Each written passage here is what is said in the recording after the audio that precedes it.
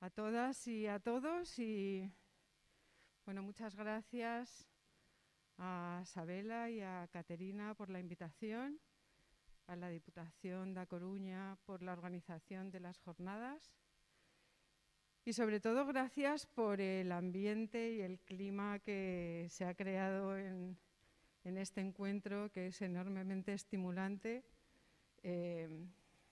Los temas que salen son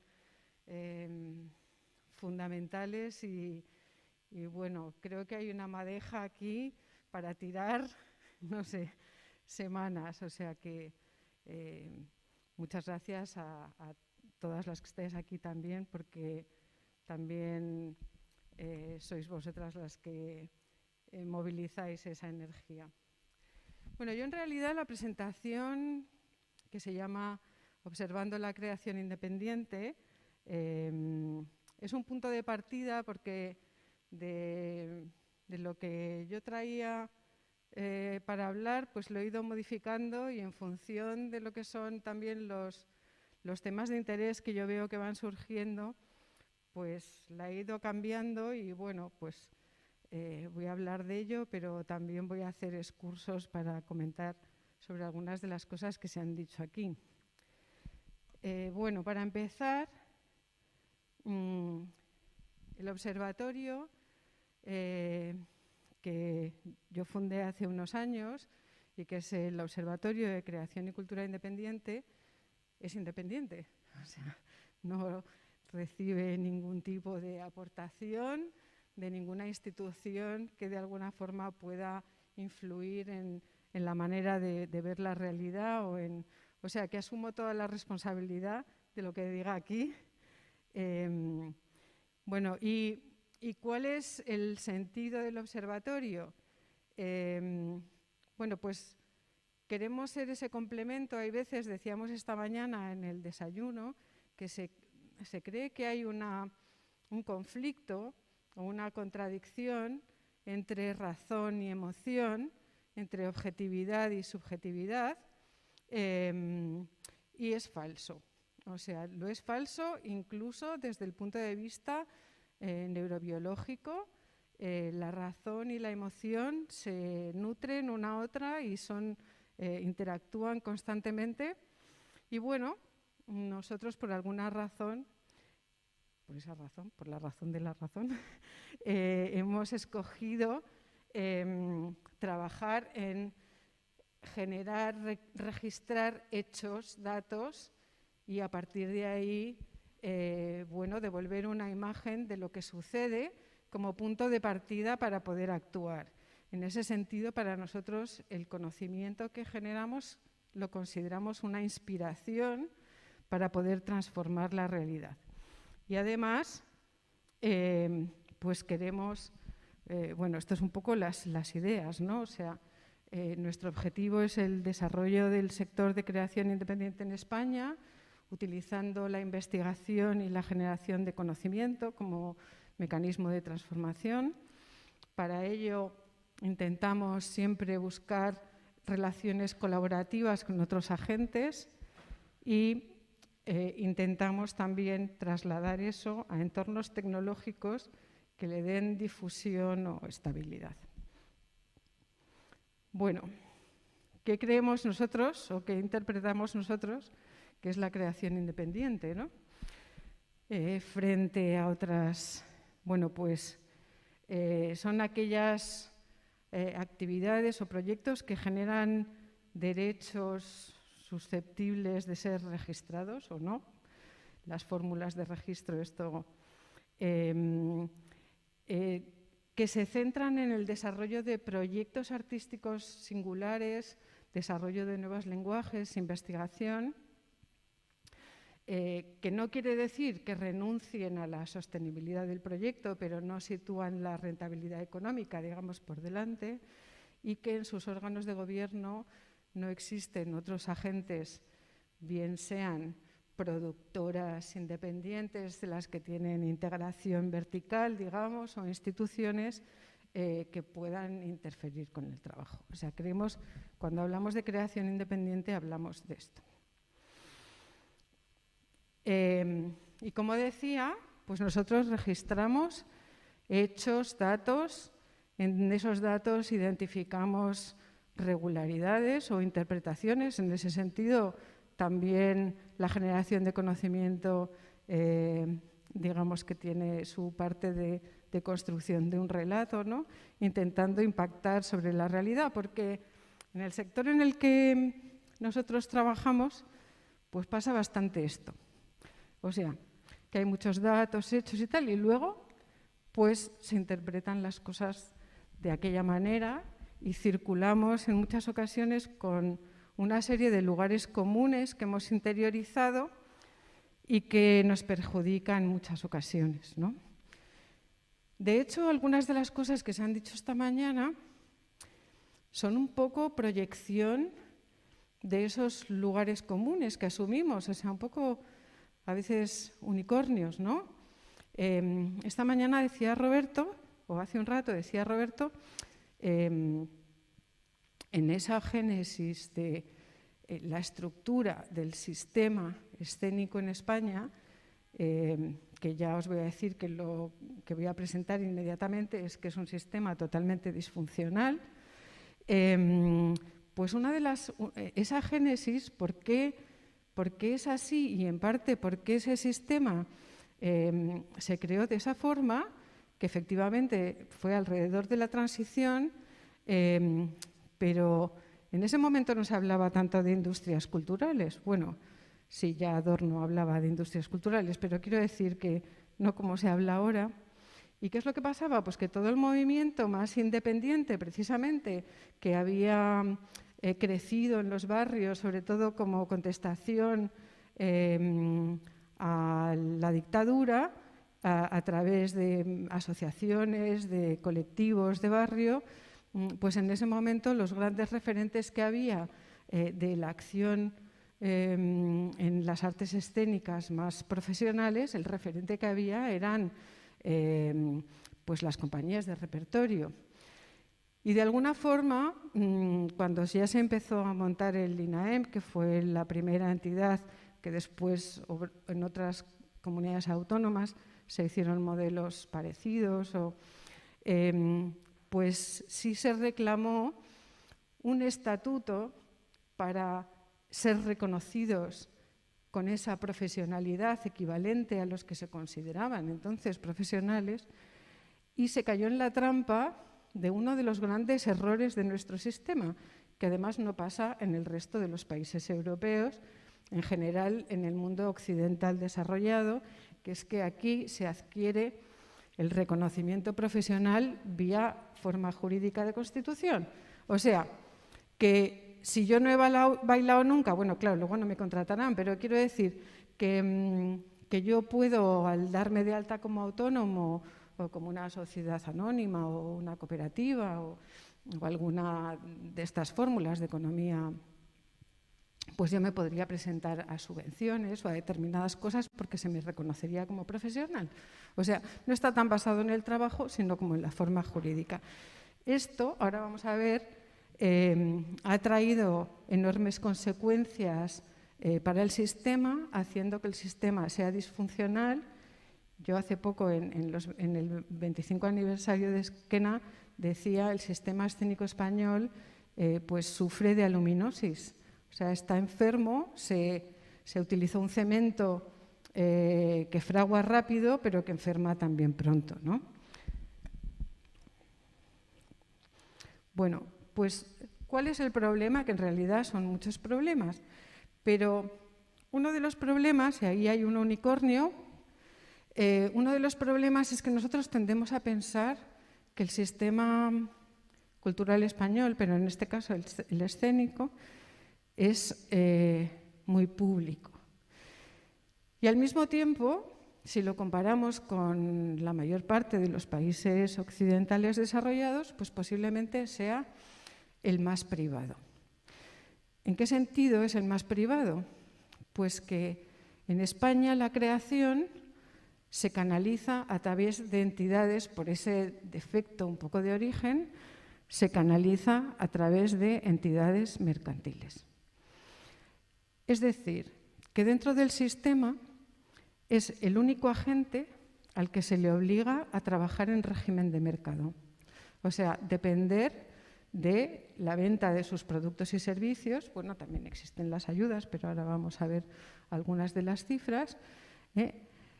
O sea, que se le obliga a trabajar en régimen de mercado. En ese sentido, sería como si en Estados Unidos Broadway y Off-Broadway jugaran con las mismas reglas del juego, o Hollywood y el cine independiente. Y no es así. O sea, en el resto de Europa existen fórmulas de canalizar las actividades independientes totalmente distintas de los sectores industriales. O sea que en ese sentido es muy privado, quizá uno de los más privados en el mundo occidental. Pero es que además, ¿por qué es así también?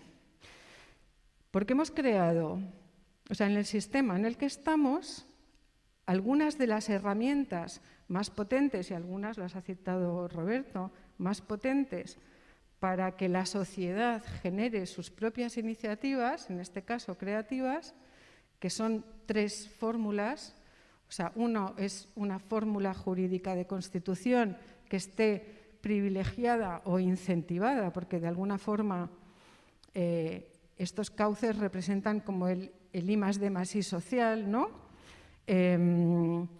Pues en este caso no lo hay porque son entidades mercantiles. Si quieres jugar, poder presentarte ayudas, poder ser contratado en determinados teatros o tal.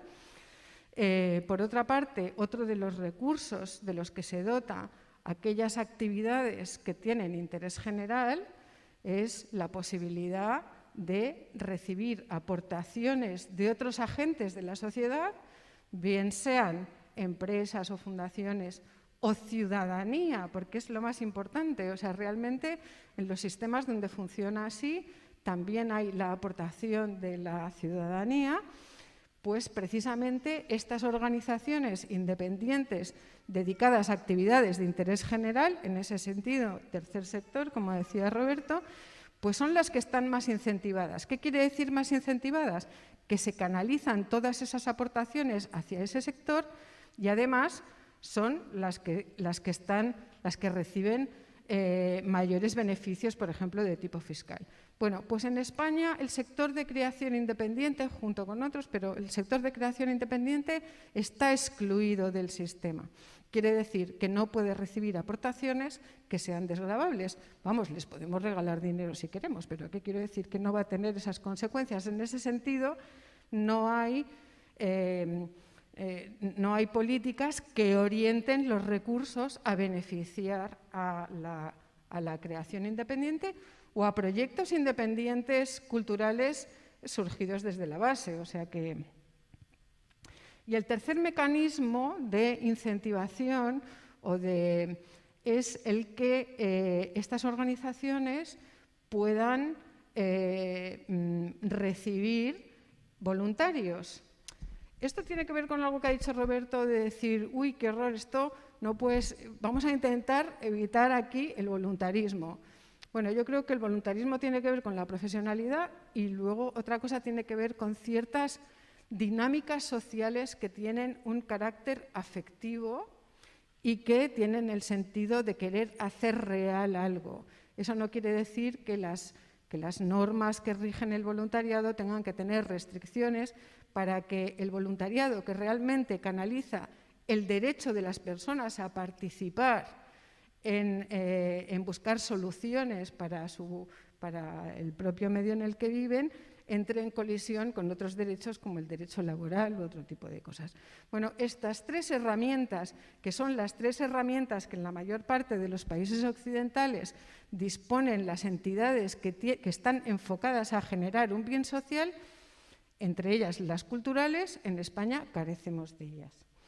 Y la realidad es que tanto los proyectos de creación, de generación de contenidos, como proyectos de orden cultural, pero más, digamos, social, pues no disponen de estas características porque puedes ser asociación, pero solamente tendrás estas ventajas si estás declarado de utilidad pública. Y esto es prácticamente imposible o es enormemente difícil, o si eres fundación que está vinculado a un patrimonio. Bueno, con esto lo que quiero decir es que nuestro sistema con respecto al resto es considerablemente disfuncional. Esta disfunción o este error, digamos, de origen, pues ha ido tranqueando y se iba debilitando, pero cuando llegó, o sea, ya tenía muchos signos de debilitamiento, pero cuando llegó la crisis de 2008, lo que produjo fue hizo como de una catalizador de esa enfermedad que ya llevábamos arrastrando, ¿no? Nosotros en ese momento, precisamente en 2009, empezamos a recoger datos sistemáticos para ver exactamente el impacto de la crisis y ya pues continuamos allí. Los datos que voy a presentar son hasta 2017, porque 2018, 2019 y 2020 tenemos los datos porque hemos cambiado una metodología y no los tengo totalmente consolidados. Pensé traerlos, pero pensé que prefería no hacer públicos datos que a lo mejor tengo que rectificar dentro de un poco. Entonces, ¿en qué se traduce? O sea, ¿cómo vemos, cómo observamos este desmantelamiento y del sector, ¿no? Bueno, pues una de las cosas, aquí sí que he puesto los datos de 2020 porque estos eran, pero como ya vemos hay una parte muy grande de como no identificados en 2020, pero uno de los fenómenos que hemos observado es precisamente esta atomización y desmantelamiento organizativo y estructural. O sea, que si antes había sociedades limitadas, había estructuras organizativas más complejas, con más personas, pues esto se ha quedado reducido en gran parte a lo que nosotros denominamos unidades de creación, porque ya no se pueden considerar organizaciones, es un creador o creadora que contrata a otros en momentos puntuales para llevar adelante sus proyectos. O sea que este desmantelamiento estructural ya veremos que además lo que ha acarreado es que para poder sobrevivir como un mecanismo defensivo, las organizaciones lo que han hecho ha sido renunciar a todas aquellas actividades y puestos laborales o sobre todo destinados a la gestión para centrarse única y exclusivamente en el desarrollo de su esencia, que son los proyectos creativos. Esto ha producido un descenso del 81% de los ingresos desde 2009 hasta 2017. El caché promedio también ha descendido el 82%. Las ayudas públicas durante este tiempo, con diferencia entre cuáles son las fuentes de las ayudas, pero también ha caído cerca del 45%. En relación a los salarios, no son salarios, pero es la proyección que hacemos nosotros de los gastos destinados a personal, que muchas veces son por bolos o tal, pero digamos sobre las personas que participan ahí también ha descendido en un 73%, pero al mismo tiempo se ha mantenido la actividad. O sea, si vemos aquí es proyectado con pero si vemos la línea roja, que es la actividad, y lo otro, que es la caída de los ingresos totales, pues vemos que, bueno, con ciertas oscilaciones, pero la actividad se mantiene. O sea, que caen los salarios, caen los cachés, caen los ingresos, pero se mantiene la actividad. ¿Esto qué quiere decir? Pues que en realidad, si vemos que ahí hay un decalaje de un 70 y pico % de diferencia, más o menos de orden, quiere decir que estas actividades sigan a disposición de la ciudadanía, pues en gran parte, por lo menos en el 75%, está subvencionado por las compañías, o que con su autoexplotación y su precarización y su puesta en riesgo de sí mismas son las que realmente están facilitando que estas actividades sigan a disposición del público. Si vemos cómo ha evolucionado, aquí he puesto el 2013, pero bueno, podía haber puesto 2009. Si vemos cómo ha evolucionado lo que llamamos la estructura del ingreso, es decir, de dónde obtienen las compañías sus fuentes de recursos, pues vemos que en 2013 había, no sé la cifra aquí, un 57% de recursos propios, quiere decir lo que obtiene la compañía de la venta de sus productos y servicios. Claro, esto yo recuerdo que en una presentación pues me dijo un representante de la administración, bueno, claro, es que eso no lo consideras dinero público, pero la mayor parte de los contratos son de espacios públicos. Así que esto no lo puedes considerar de esa manera. Dije, hombre, es que si lo considero de esa manera, las entidades más subvencionadas del país son las farmacéuticas, porque como casi sus servicios o sus productos los compran sobre todo hospitales que son públicos, sería como interpretar que el hecho de que compren sus productos y servicios hace de ello una subvención, lo cual es falso. Quiero decir que el sistema esté organizado de tal manera que la exhibición sea fundamentalmente pública, no convierte la venta de estos productos y servicios en subvención ni en dinero público. Es decir, si comparamos, esto ha evolucionado, o sea, esa dependencia del mercado ha crecido enormemente hasta un porcentaje del 80% en 2017. Si tenemos en cuenta que algunos de los países que se considera que depende más del mercado la actividad de creación independiente, falsamente, pero bueno, se cree que es, por ejemplo, Estados Unidos, las organizaciones que se consideran mejor gestionadas llegan a alcanzar como mucho el 60%. Y estos son datos de 2019 del Americans for the Arts. O sea que cuando digo tenemos un sistema especialmente privado con respecto a todo lo que tiene que ver la creación, con respecto al resto del mundo occidental, que obliga a las compañías a depender del mercado, esto se refleja en estas cifras, frente a el unicornio de que son entidades dependientes, fundamentalmente subvencionadas y tal. Dudo mucho que en el resto de Europa haya cifras similares a estas. Bueno, como decía, ¿cuál ha sido el movimiento defensivo de la creación independiente? Pues renunciar a todo lo que no sea poder centrar los escasos recursos en la creación y la autoexplotación en ese sentido. Estas son unas gráficas que demuestran cuál es la relación entre el personal dedicado a tareas de gestión, con eso quiero decir distribución, quiero decir comunicación, producción, administración, y la relación con los ingresos.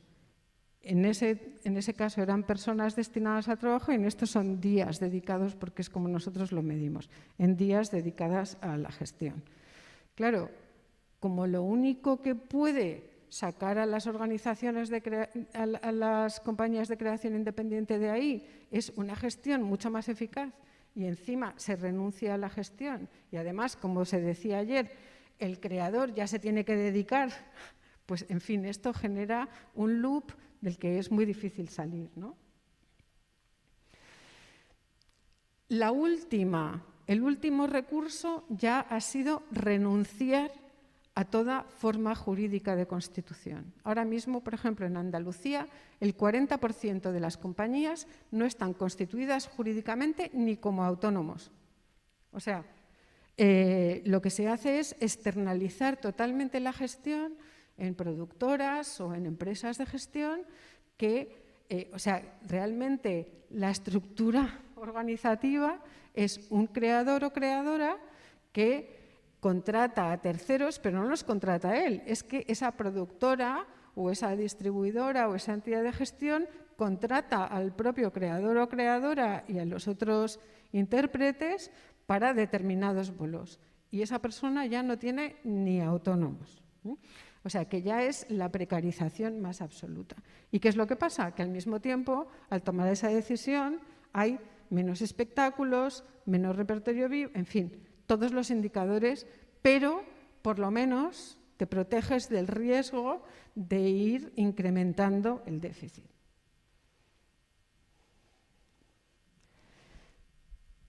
He preparado sobre otro estudio que hemos hecho en abril de 2020, pero que recogía datos de 2019. Este es un estudio que hicimos para ver el impacto del COVID, o sea que tendremos que repetir ahora para ver un poco cuál es la diferencia. Bueno, esta es la muestra, es un estudio que hemos hecho que han contestado 1.069 compañías de artes escénicas y música, pero de danza eran estas y hay una representación considerable de Galicia. Entonces, también he querido hacer un análisis comparado de, como ayer también se citó mucho, el modelo o las diferencias que hay entre comunidades autónomas. A veces yo creo que mitificamos las cosas que pasan fuera o las consecuencias o no, pero bueno, el caso es que yo tenía esto presentado de otra manera, pero ayer por la tarde decidí que lo iba a hacer de esta forma para que vierais un poco las diferencias. Bueno, y entonces he puesto la situación de Galicia, la situación global de las compañías de danza en España y las de Cataluña. Entonces, con respecto al entorno de trabajo, o sea, ¿cuántos son organizaciones?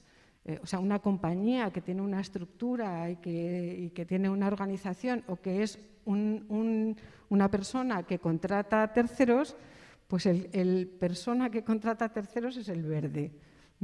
Y el azul es una estructura organizativa un poco más estable. Vemos que eso, sí, desde luego hay una diferencia entre ese entorno de trabajo en Cataluña, en Galicia y en el contexto global del Estado. Con respecto a disfrutar de residencias, de residencias artísticas, pues este es el verde y vemos que sí, que efectivamente pues, Galicia tiene menos de la media nacional y de Cataluña. Una cosa que me ha sorprendido y que ayer pensaba, o sea, pensando esto que decíais en la conexión con el entorno, con la comunidad, es qué papel tienen a veces estas compañías que centran su actividad en la infancia o en la juventud, ¿no? Hay compañías de danza ahora mismo para bebés, hay para tal, pero curiosamente en Galicia, por lo menos entre las compañías que rellenaron el cuestionario, pues no hay ninguna en comparación con el resto del Estado y en Cataluña. El ritmo de producción, como vemos, hay en el resto del Estado y en Cataluña hay un porcentaje mayor que producen más de un espectáculo al año. A mí casi eso me parece un poco temerario, pero bueno, el caso es que el ritmo de producción en Galicia está más contenido entre los 2 y los, no sé si son los 3 años, o sea, entre 1 y 3 años. Es que realmente no veo nada. Con respecto a las fuentes de recursos para la producción, estos son 3 tablas y son muy interesantes porque realmente deja claro de dónde obtienen los recursos las compañías, o sea, de dónde parten las compañías cuando van a empezar una nueva producción, ¿no? Entonces vemos que en el conjunto del Estado, sobre todo, en primer lugar, o sea, lo ordena en 3, ¿no? En primer lugar, parten de recursos propios, o sea, lo inician con sus propios recursos. A eso se suma el haber recibido una ayuda y, en tercer lugar, el hacer algún tipo de acuerdo de coproducción, ya sea con un espacio, con un festival o con otra compañía. En Cataluña, el primer proceso que se activa es la coproducción y a eso sigue una ayuda y, en tercer lugar, ya sus recursos propios. Y en Galicia, en primer lugar, los recursos propios, después una ayuda y, en tercer lugar, pedir un crédito. Creo que eso, digamos, del modelo entre unos y otros establece una diferencia y me parece, me ha resultado sorprendente porque supone muchísimo riesgo. Bueno, con respecto al repertorio no me voy a extender mucho, pero porque quiero llegar a otra cosa que es también muy característico y tiene que ver con la capacidad o no de gestión, cuándo se inicia una distribución y si la compañía tiene a alguien o no dentro de la compañía dedicado a la distribución. En Cataluña, por ejemplo, se ve que inician la distribución cuando deciden hacer la producción y ni tan siquiera tienen fijado el equipo artístico, ¿no? En cambio, vemos que en el resto del Estado y en Galicia pues es más avanzado el estado de la producción cuando se inicia la distribución. Y después ahí vemos si se cuenta o no se cuenta, o me distribuyo yo mismo o yo misma, y si cuento con distribución externa o no. Y me parece muy significativo, bueno, aquí he comparado, he puesto los colores, el amarillo lo he dejado para Cataluña, el rojo para la Comunidad de Madrid y el azul para Galicia, ver las implicaciones de esas estructuras organizativas, ¿no? La implicación que tiene después en actividad. Entonces vemos la actividad nacional e internacional de las tres comunidades, y la que más tiene son las compañías catalanas, luego Madrid, luego Galicia. El rango de los cachés, en cambio,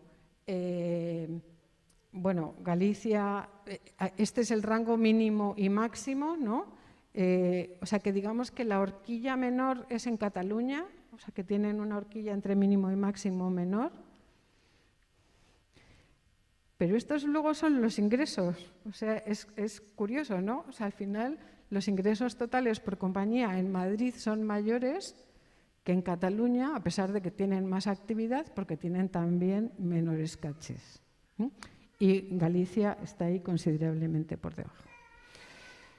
Y luego, ayer se habló mucho, y por eso también he querido extraer algunos datos, ayer se habló mucho del público. Yo digo la ciudadanía porque me gusta más que el público, ¿no? El público genera una relación diferente. Si le interesa la danza, si no le interesa la danza, si esto está muchísimo mejor en otras comunidades autónomas. Y entonces ayer decidí extraer estas estadísticas para devolveros una imagen de realmente lo que sucede. Bueno, con respecto a otros países, tengo que decir, y ahí está señalado dónde está España, a final de cuentas estas prácticas se sitúan en las prácticas sociales y las dinámicas socioculturales de las poblaciones. Y vemos que desde luego hay muchísima más asistencia a estos sitios en los países nórdicos. El más, Islandia.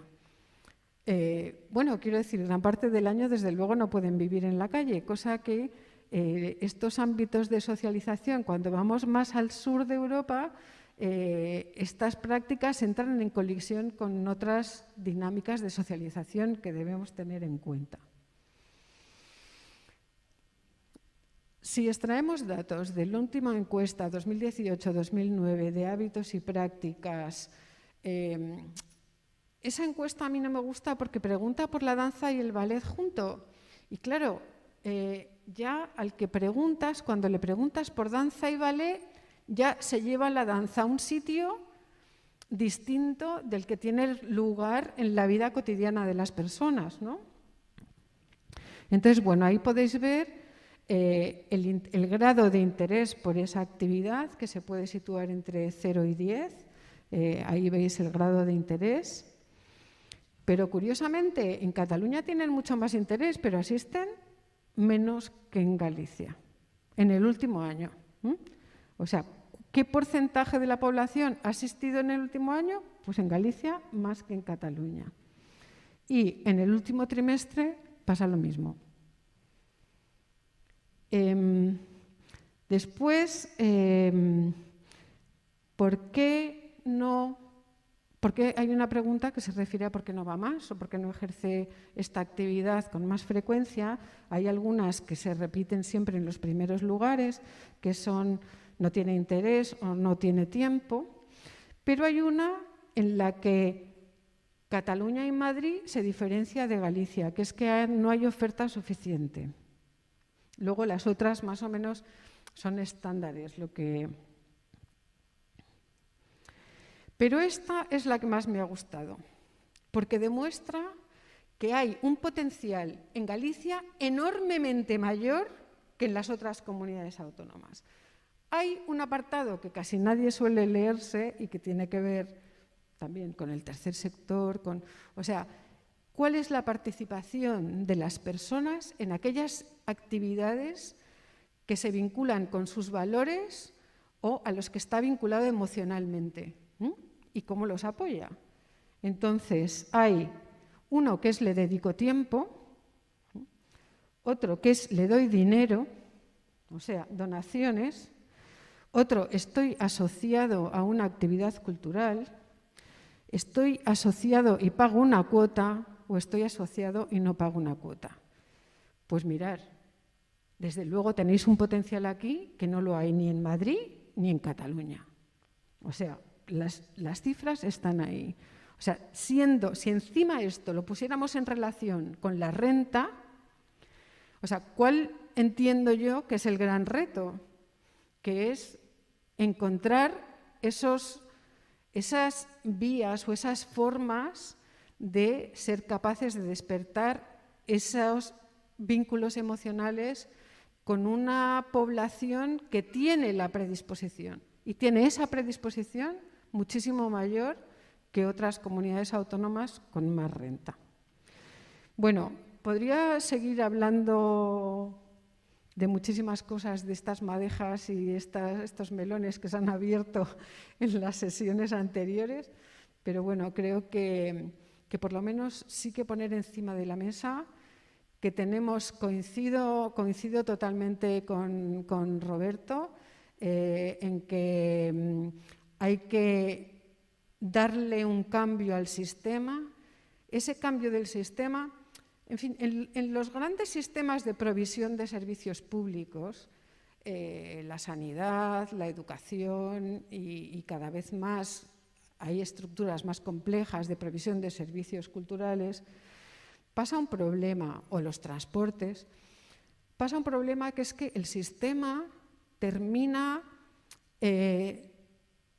centrando el objetivo en sí mismo. Es decir, casi el sostenimiento del sistema parece ser el objetivo principal, ¿no? En sanidad, que es otro espacio del que vengo, pues muchas veces, si vemos a qué hora se fijan las comidas en los hospitales, ¿no? Que son unas horas absurdas, o sea, se desayuna muy tarde, se come muy temprano y luego se cena súper temprano.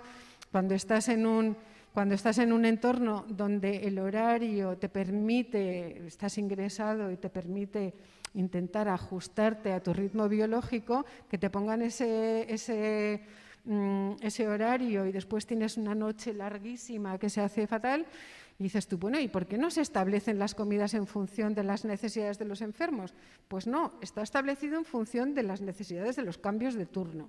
Bueno, pues esto pasa un poco con el sistema. Llega un momento que el sistema toma decisiones para su propio sostenimiento.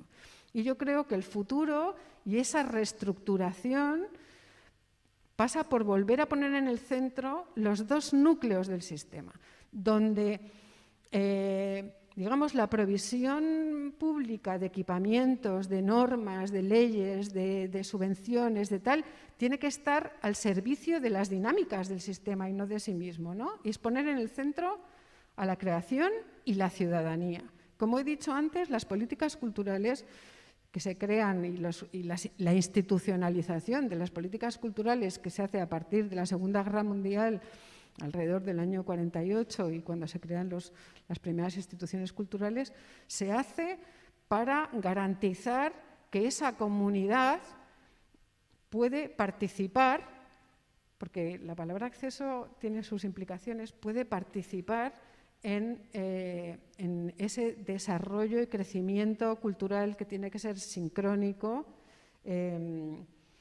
y no pueden convertirse o sea, el sistema de provisión o los cauces que se establezcan para las políticas culturales no pueden convertirse en las destinatarias de las políticas en tanto en cuanto no privilegien y no sitúen en el centro tanto a la creación como a la ciudadanía. Y bueno, creo que ya me he debido pasar mis pueblos, pero bueno, y esto era lo que quería contaros.